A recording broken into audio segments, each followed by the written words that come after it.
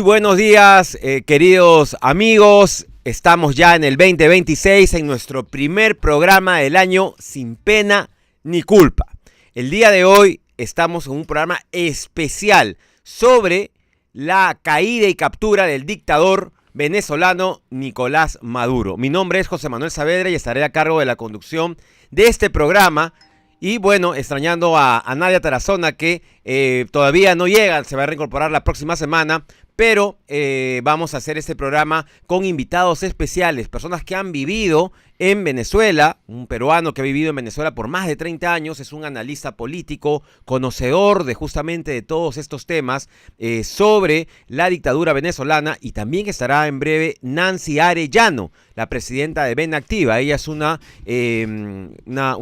venezolana que salió de este país perseguida por la dictadura de Nicolás Maduro. Ya vive muchos años en el Perú, pero es una gran referente respecto a temas relacionados a este país. Bueno, pues el día de ayer todos amanecimos con la noticia de que el dictador Nicolás Maduro había sido capturado por la Fuerza Delta de los Estados Unidos en una operación impresionante.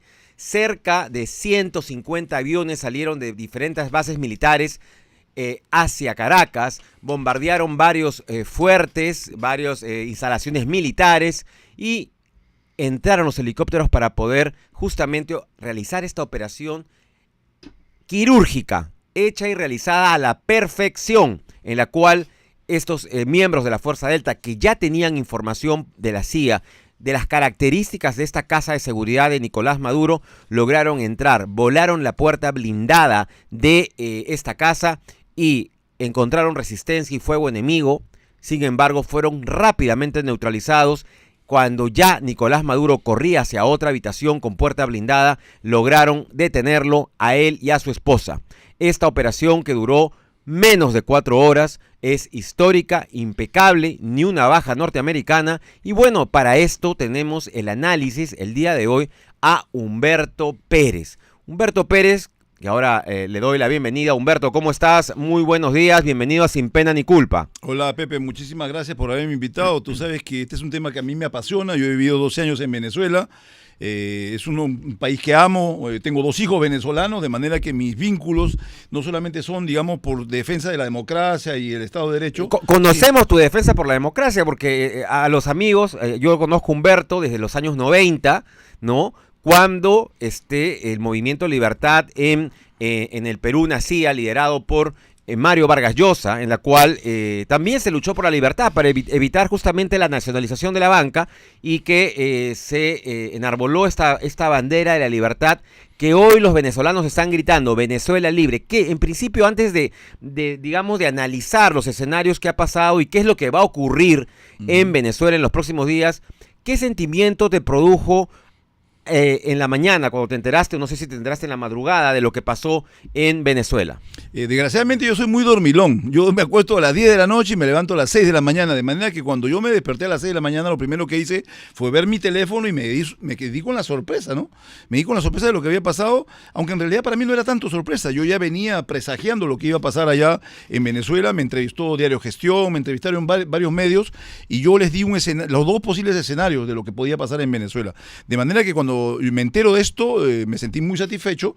Primero porque ya a una persona como yo, que con tantos años en el análisis político, en el tema del análisis internacional, es interesante cuando uno logra, a través de ese conocimiento, ese olfato que adquiere, presagiar las cosas que van a pasar, y evidentemente la certeza que yo tenía respecto a la capacidad. Y mira, y justamente, Humberto, un 3 de enero de hace más o menos de 1990, me parece, cayó también el dictador panameño Noriega, ¿no? Justo coincidiendo con la fecha de esta operación militar, que ha sido, como vuelvo a repetir, exitosa. Una operación completamente quirúrgica de extracción, que yo la podría comparar con la operación de rescate Chavín de Guántara, porque ellos también han hecho una réplica de la casa donde estaba Maduro, han ensayado 3 meses en Puerto Rico la intervención y el allanamiento de esta casa para extraer a Nicolás Maduro. Entonces, cuando ayer se refería Donald Trump que no había fuerza militar que llegara al nivel de precisión de los Estados Unidos. Yo me acordaba un poco la operación militar contra los terroristas del MRTA, en donde obviamente también fue impecable, ¿no? Con algunas bajas lamentables, pero una operación exitosa porque no costó la vida de ningún rehén. En este marco, Humberto, en principio han salido gente de izquierda a pronunciarse y a decir que no se debe violar la soberanía de otro país, que este es un atentado contra América Latina. ¿Qué opinión te merece? Sobre todo estamos hablando de personas, de un congresista, Ingrid Bazán, de Verónica Mendoza. Estamos hablando de personajes ligados a la izquierda. El señor López Chao, que quiere ser presidente del Perú, ha condenado el ataque de Estados Unidos contra Venezuela. ¿Qué le dirías tú a estos señores, señoras que están en contra de la libertad? Perfecto, me ha dado pie a algo que yo venía preparando en el camino, justo había preparado sobre el camino, y esto tiene que servir como plantilla técnico operativa de todos aquellos que queremos desenmascarar a esta miserable izquierda, ¿no? Al mundo progre que vive permanentemente oponiéndose al progreso y el desarrollo de la humanidad. Si nosotros consideramos, es cierto, puede que sea ilegal lo que ha hecho Trump, porque evidentemente rompió todo el marco jurídico internacional, pero si nosotros consideráramos que esto es ilegítimo, tendríamos que considerar que fue ilegítima también la campaña por independencia de América. No nos olvidemos que los españoles tenían un marco jurídico en donde los revolucionarios, los emancipadores, San Martín, Bolívar y todas las fuerzas de independencia en América Latina luchaban por la libertad. Y estaban contra el marco jurídico de ese momento. Pero hay momentos en donde se acaban los caminos del entendimiento y desgraciadamente se abren los caminos de la violencia. Y a veces a este tipo de miserables la única forma de sacarlos es con las patas. Ahora, por ellos, delante. digamos, gente que piensa diferente y que condena justamente la intervención militar que ha habido en Venezuela, ellos, bueno, pues manifiestan que esto viola el derecho internacional, etcétera. Sin embargo, ellos también piden una solución pacífica, pero ya hubo la solución pacífica con las elecciones donde gana Edmundo González y donde ellos desconocen el resultado, cometen un fraude escandaloso, ¿no? Y se quieren perpetuar en el poder. Entonces, este escenario, digamos, de enfrentamiento hoy, y yo lo quiero llevar un poco, vuelvo a repetir, a la política peruana, porque yo creo que los ciudadanos tienen que tener conciencia y analizar lo que está pasando en este momento, no solamente a nivel internacional, sino lo que puede pasar en el Perú, ¿no? ¿Tú qué le dirías justamente a estos ciudadanos que piden asamblea constituyente, cambio de constitución, que querían ser como Venezuela? Hay otros que quieren ser como Cuba. Donald Trump ha dicho que ahora va por Cuba, ¿no? ¿Qué les dirías tú como un libertario? Mira, desgraciadamente estos miserables tienen un doble rasero para analizar la realidad, ¿no?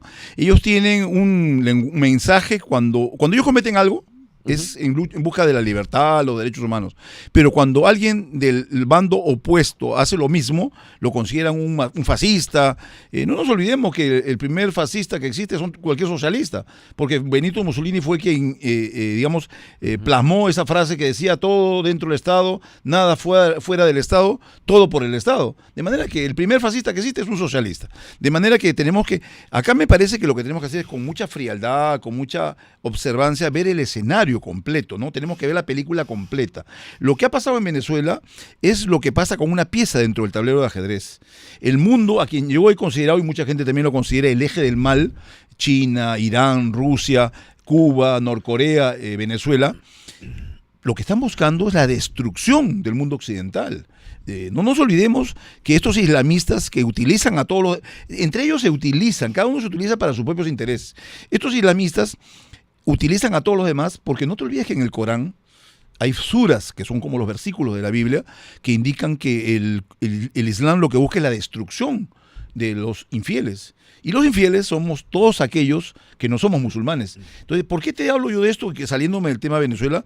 Porque ellos dicen, los musulmanes dicen, hay muchísimas evidencias en el internet de los imanes islámicos que dicen que ellos prefieren utilizar a los izquierdistas porque son unos idiotas, porque a la hora de gobernar destruyen sus países y crean el caldo de cultivo para que luego ellos penetren, ¿no? Efectivamente, Humberto, vemos pues que ha sido destruida, por ejemplo, Bolivia, ¿no? Bolivia tuvo socialismo también 20 años con Evo Morales, básicamente, y Bolivia lamentablemente pasó por una crisis económica fuertísima. No había gas cuando era el gobierno supuestamente de hidrocarburos, de abundancia de gas. No había dinero, no había dólares, y tanto así que los bolivianos están ahorrando en moneda peruana con el sol, ¿no? Increíble, Entonces, ¿no? fracasó el socialismo en Bolivia. Mira lo que pasó con Argentina, un país que también fue potencia mundial durante muchos años y que el socialismo que hubo y que es muy difícil de desenredar hasta ahora, Humberto, porque estas leyes, hablando un poco, haciendo referencia a Mansuetti, que siempre habla de las leyes malas, estas leyes malas son muy difíciles de desenredar. Son muy complicadas. Mira lo que ha pasado en Ecuador, haciendo un análisis ya internacional. En Ecuador, por ejemplo, el socialismo del presidente Correa dejó un enjambre de leyes que no permiten a Ecuador seguir creciendo económicamente. Para poner... O sea, fíjate esa mentalidad, ¿no? Y un ejemplo, Humberto, no te quiero quitar mucho la palabra porque tenemos mucho que hablar hoy. En verdad hay pero, muchísimo. Pero te comento rápidamente. ¿Qué es lo que hizo el presidente Correa para generar más empleo? La mentalidad socialista. Primero, dijo que los televisores que venían de China o de Europa no podían venir ensamblados, sino que tenían que venir desarmados para poder justamente generar empleo en Ecuador. Es decir, en Ecuador montaban una fábrica y ese televisor que podía venir perfectamente ensamblado desde Corea, desde Taiwán, desde China, tenían que armarlo en Ecuador. ¿Qué generó esto? Aumento de precios. Es que completamente. Es que eso es el engaño en medio del cual nos tratan de envolver los marxistas, los socialistas, los progres. Nos venden el cuento de la transferencia tecnológica, que vamos a armar... Oye, eso no son fábricas, son ensambladoras nada más. No, y generan sobreprecio. Correcto, pero era mentira, porque a veces ni siquiera un tornillito, ni una guachita de ese equipo, de lo que sea, es hecho en el país. De manera que lo único que hace un país que ensambla es armar un Lego. Entonces lo que se trata es de desarrollar una industria en función a sus ventajas comparativas y competitivas. Ahora, lo importante de todo esto es que hemos descubierto que la bravuconería no paga. ¿Viste cómo el idiota de Maduro ¿no? desafiaba a Donald Trump? Decía, ¿no? vengan por mí, cobardes. Ya está, pues, ya fueron por él. Me hace recordar a Noriega cuando en Panamá con un machete en la mano lo hacía sonar en un estrado y decía, vamos a enfrentar. O a Saddam Hussein, que prometió la madre de todas las batallas y sufrió la hija de todas las derrotas en Irak, ¿no? Entonces, y murió ahorcado, ¿no? Y murió ahorcado en el marco legal. Ahora, también los progres, y esto es bueno no salirnos del tema de estos miserables que tenemos dentro del país que viven permanentemente creando zozobra y creando una cuerda de mentiras para enredar a la gente. Dicen de que Trump va a Venezuela solo por el petróleo, ¿no? ¿Y a qué iba China? ¿A qué iba Rusia a Venezuela? ¿Iba por las arepas? ¿Por las mujeres bonitas? ¿O por las cachapas con queso de mano? Entonces, vamos a ser claros, ¿no? Los intereses son importantes y eso es una realidad que no podemos soslayar. Nosotros no vivimos en esa fantasía que ellos crean de un mundo idílico donde te prometen el paraíso y finalmente te terminan dando el infierno. Nosotros somos realistas, somos objetivistas. No te olvides de Ayn Rand, que es una mujer a la que seguimos con tremenda pasión. Es una mujer que te dice las cosas como son. Ahora Humberto, esto demuestra pues el fracaso del modelo socialista, ¿no? Que se perpetuó en dictadura, violación de derechos humanos y además de esto, el narcotráfico como medio para enriquecerse, creando una política de migración masiva para generar caos en América Latina, porque digamos, este tren de Aragua que se expandió por el norte hasta los Estados Unidos y por el sur llegó hasta la Argentina, ¿no? No fue una banda criminal pues que creció sola, esto fue aupado por Nicolás Maduro. Y esto es parte de la denuncia que está presentando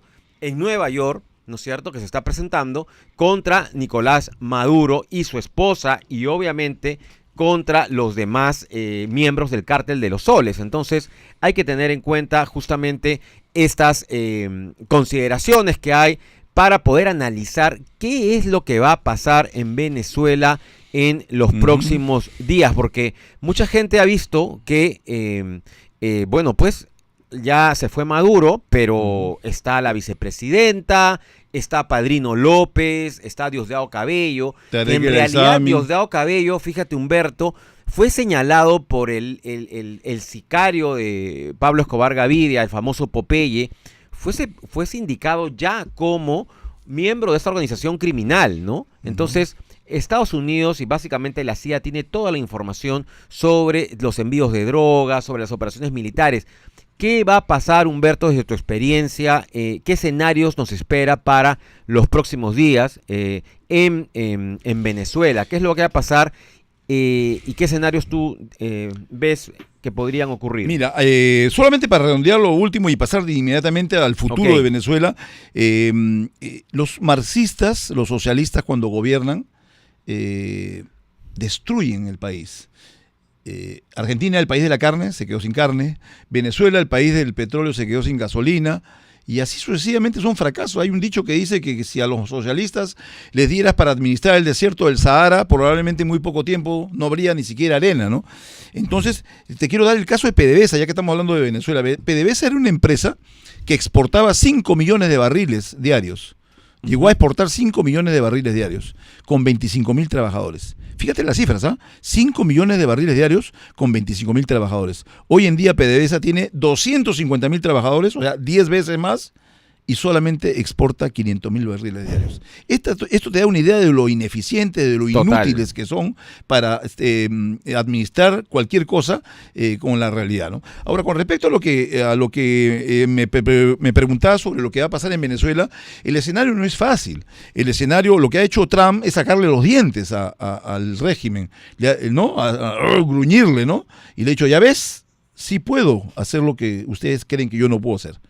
Así que si Diosdado Cabello es inteligente, si Tarek El Aizami es inteligente, si Tarek el William Saab, el fiscal de la nación, es inteligente, si Padrino López, que es el jefe de la mafia de las importaciones y exportaciones de contrabando en Venezuela, son inteligentes, ya tienen sus millones afuera, que se vayan y que hagan las cosas fáciles. Una transición, ¿no? Que eviten un baño de sangre en Venezuela, porque ya Trump demostró que sí puede.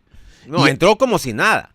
Y ha logrado algo muy importante, porque hay una cosa que la gente no logra leer entre líneas, y es que Maduro va a cantar, y va a cantar muchas cosas.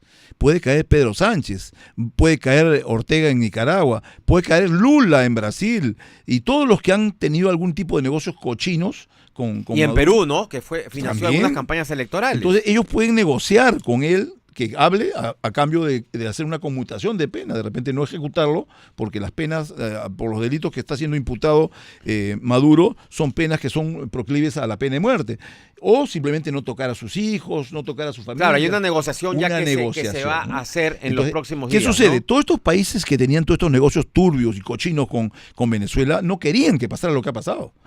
Ese pajarito no podía cantar.